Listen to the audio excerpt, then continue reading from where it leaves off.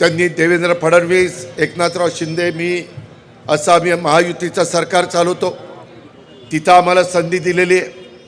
आम्ही त्याच्यामध्ये लाडक्या बहिणी योजना आणली, माझ्या शेतकऱ्यांच्या करता वीज माफी योजना आणली आणि एकंदरीतच चांद्यापासून बांद्यापर्यंत तुमच्या माझ्या शाहू फुले आंबेडकरांच्या महाराष्ट्राला कसं पुढं नेता येईल ह्याबद्दलचा आमचा मनापासूनचा प्रयत्न चाललेला आहे.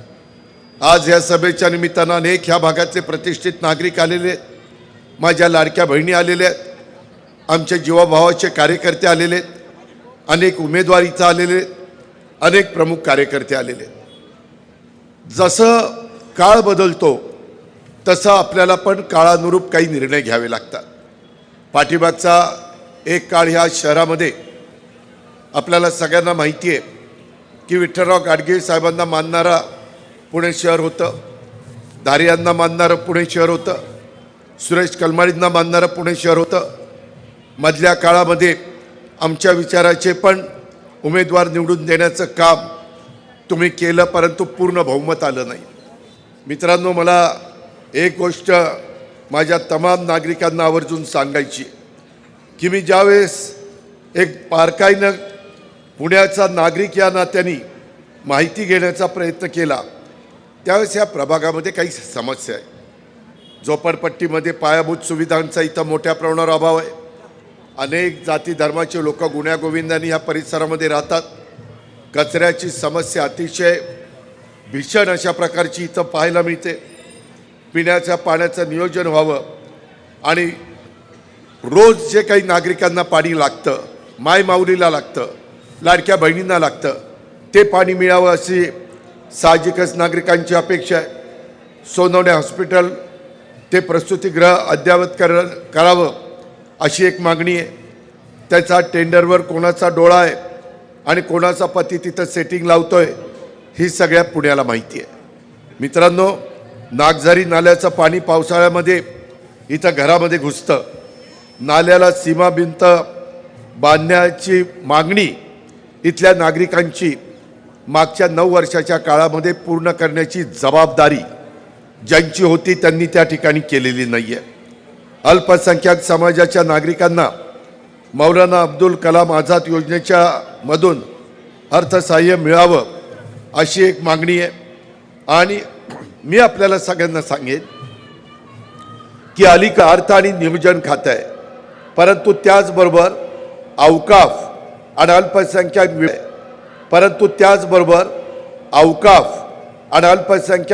अल्पसंख्याक विभाग हा देखील माझ्याकडे आलेला आहे. त्याच्यामुळं ह्या वेगवेगळ्या घटकाला त्यावेळेस सुरुवातीच्या काळामध्ये ज्यांच्या घरामध्ये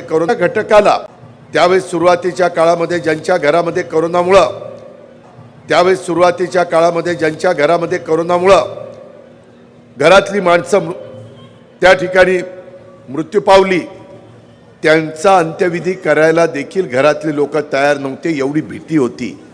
आणि त्या काळामध्ये जावेद खानने स्वतःच्या जीवाची पर्वा केली नाही. जनतेचं जे काही महत्त्वाचं काम आहे ते करण्याचा प्रयत्न केला आणि स्वतःच्या जीवाशी तो खेळला. आणि मात्र लोकांच्या वेगवेगळे काही मृतदेह होते त्यांच्यावर अंत्यसंस्कार करण्याचं काम त्यांनी केलेलं आहे. महानगरपालिकेकडून अपेक्षित अशा योजना इथं राबवल्या गेलेल्या नाही आहेत. ह्या परिसरामध्ये नागरिक यापूर्वी आता गुण्यागोविंदांनी राहताना काही लोहिया नगर भागामध्ये नागरिक 11 वर्षापासून स्थलांतरित असून सुमारे 70 पेक्षा अधिक लोक घराची वाट पाहत आहेत आणि त्यांना घर मिळालेलं नाहीये. आजही माझी जी माहिती आहे त्याच्यामध्ये 4000 कुटुंब 11 वर्षापासून पावन झालेला आणि शिवाजी महाराजांच्यावर संस्कार करण्याचं काम ह्याच भूमीमध्ये राजमाता जिजाऊंनी केलेलं आहे.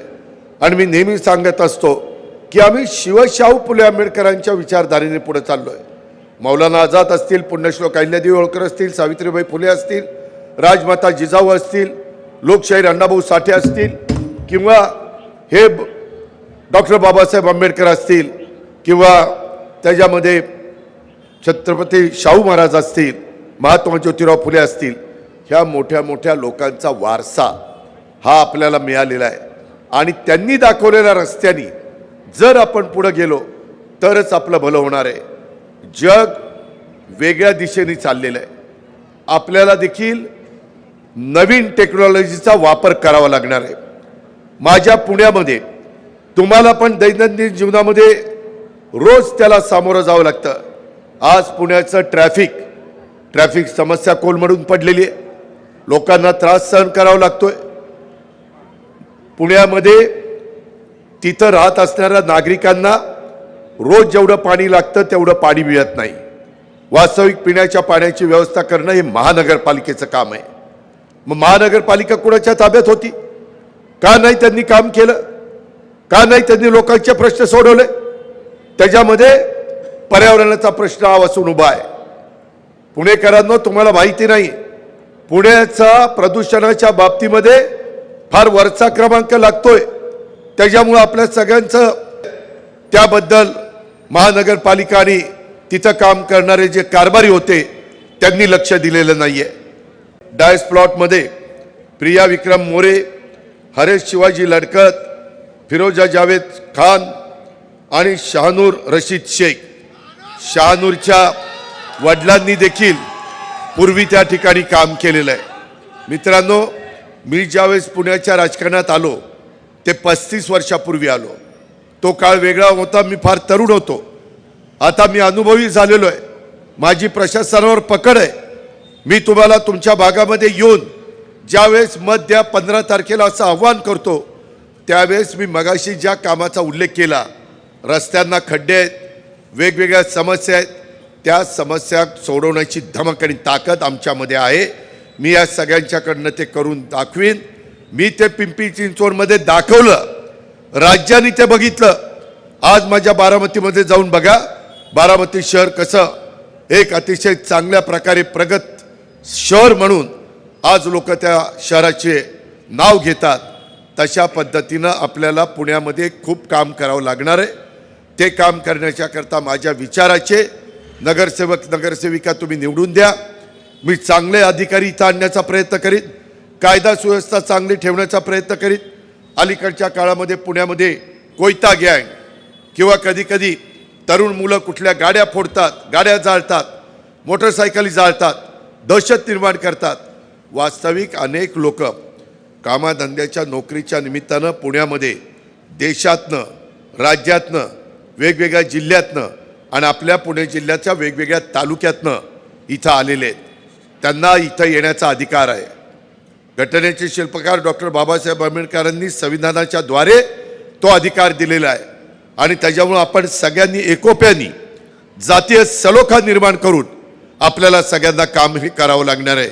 आणि ते काम करण्याच्या करता आपल्याला उद्याच्या 15 तारखेच्या निवडणुकीच्या निमित्तानं कुणाच्याही दबावाला बळी न पडता, कुणाच्याही धाकटपाशेला बळी न पडता काही घाबरण्याचं कारण नाही. मी त्याच्यामध्ये आज ह्या जिल्ह्याचा पालकमंत्री आहे. मी त्याच्यामध्ये मागच्या काळामध्ये पुण्याला पाणी दिलेलं आहे, परंतु नंतरच्या काळामध्ये पाण्याच्या बाबतीमध्ये जे कामं व्हायला पाहिजे ती कामं झाली नाही. आम्ही मेट्रो आणली, परंतु ते मेट्रोची पुढची कामं आपल्याला करायची. आपल्याला PML करता जास्तीच्या बसेस घ्यायच्यात. शिक्षणाच्या बद्दल सगळ्या गोरगरिबांच्या मुलांना मुलींना देखील शिक्षण मिळालं पाहिजे. मला मतदार बंधू भगिनींनो तुम्हाला सांगायचं आहे, आम्ही वेगवेगळ्या समाजाच्या करता, काहींच्या करता अमृत संस्था काढली, काहींच्या करता सारथी आणली, काहींच्या करता महाज्योती आणली OBCच्या करता, काहींच्या करता बार्टी आणली, काहींच्या करता RT आणली, काहींच्या करता मार्टी संस्था आणली. अशा वेगवेगळ्या संस्था आणलेल्या आहेत. गरीबातल्या गरीब मुलाला देखील शिक्षण घेण्याचा आणि एक जबाबदार नागरिक म्हणून काम करण्याचा अधिकार आहे आणि त्या अधिकारापासून त्याला आपल्याला वंचित ठेवायचं नाही आहे. आणि म्हणून ह्या सगळ्या गोष्टी आम्ही त्या ठिकाणी तुम्हाला करून दाखवणार आहे. परंतु त्याच्याकरता तुमच्या पवित्र मताची गरज ही उद्याच्या 15 तारखेला आम्हाला हवी आहे. इतर रिपब्लिकन सोशलिस्ट पार्टीचे नेते राहुल डंबाळे हे देखील विशेष मेहनत घेत आहेत. ते देखील लोकांना सांगतायत, ते देखील त्या ठिकाणी लोकांना प्रचार करतायत. इथं सर्वसाधारण गटातनं शानूर रशीद शेख हे माजी नगरसेवक आणि स्थायी समितीचे माजी चेअरमन रशीद शेख यांचे चिरंजीव आहेत. शैक्षणिक क्षेत्रामध्ये आणि ज्येष्ठ नागरिक महिलांना क्षेत्रात योजनांचा लाभ देण्यात ते अग्रगणी आहेत.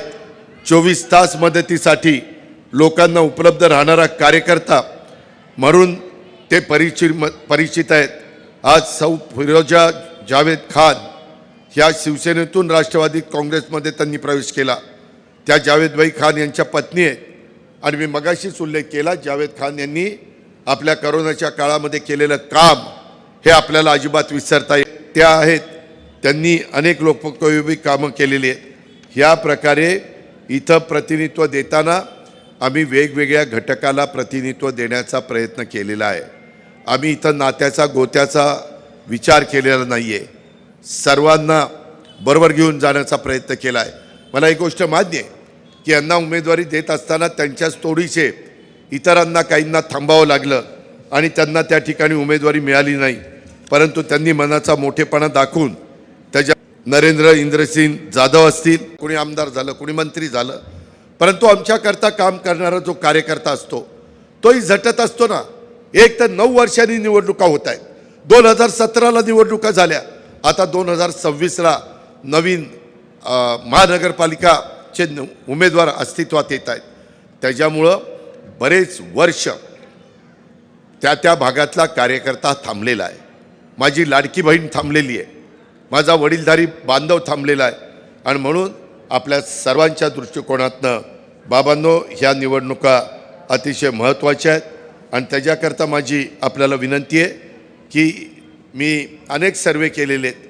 मला प्रशासनाचा अनुभव असल्यामुळं मी त्याच्यामध्ये मागील 9 वर्षात ज्यांच्या हातात महानगरपालिकेची सूत्र होती त्यांनी किती कोटी रुपये खर्च केले, तर त्यांनी पाऊण लाख कोटी रुपये पालिकेने 9 वर्षात खर्च केले. परंतु कोणतीच विकास कामं दिसत नाही आहेत. रस्ते खराब दिसत आहेत, कचरा दिसतोय, प्रदूषण दिसतंय, पाणी प्यायला मिळत नाही आहे. मग पाऊण लाख कोटी गेले कुठं? जगातील 500 शहरांचा मध्ये अभ्यास झाला, त्याच्यामध्ये ट्रॅफिकची समस्या अत्यंत खराब असणाऱ्या शहरामध्ये जगात पुण्याचा नंबर 4था लागला. ही ज्यांच्या हातात तुम्ही महानगरपालिका दिली त्या लोकांचं कामकाज, अशा पद्धतीचं त्यांचं कर्तृत्व, ते त्याच्यामध्ये यशस्वी झालेले नाही आहेत.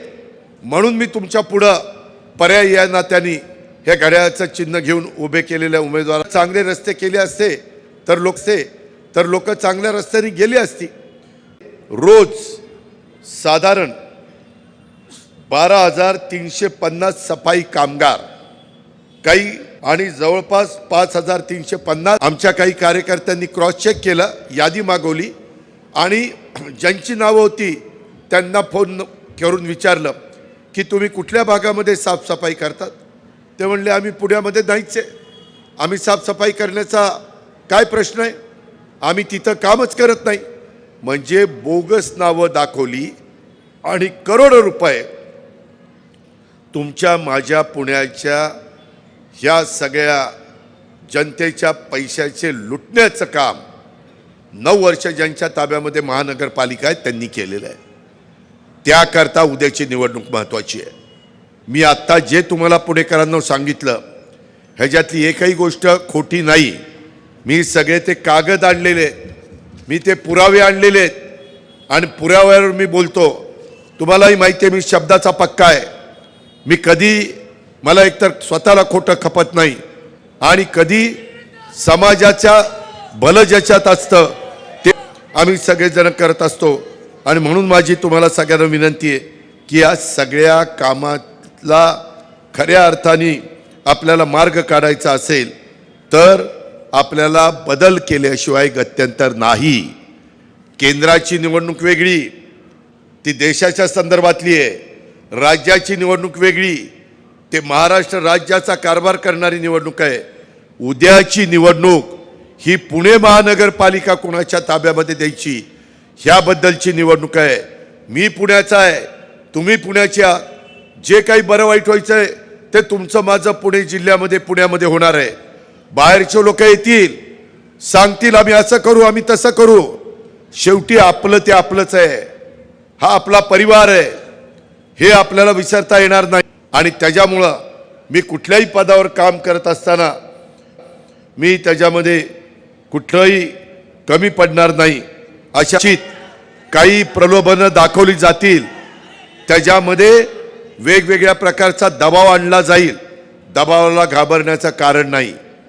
आणि आपल्याकडं योग्य पद्धतीनं खर्च होतो की नाही त्याकरता देखील आपण बारकाईनं लक्ष ठेवू. मी दर आठवड्याला पुण्यामध्ये असतो, मी दर आठवड्याला ह्याच्याबद्दलचा आढावा घेईल. आता टेक्नॉलॉजी फार पुढे गेलेली आहे, आपण AIचा वापर करू, आर्टिफिशियल इंटेलिजन्स त्याला कृत्रिम बुद्धिमत्ता म्हणतात, आणि त्याचा वापर करून जे आपल्या पुणेकरांचं नुकसान केलं, पुणेकरांची बदनामी झाली, पुणेकरांचा पैसा योग्य पद्धतीनं खर्च होत नाही, हे जे काही आपल्याला पाहायला व्हावी याकरता आपण सगळ्यांनी आम्ही दिलेल्या उमेदवारांना आशीर्वाद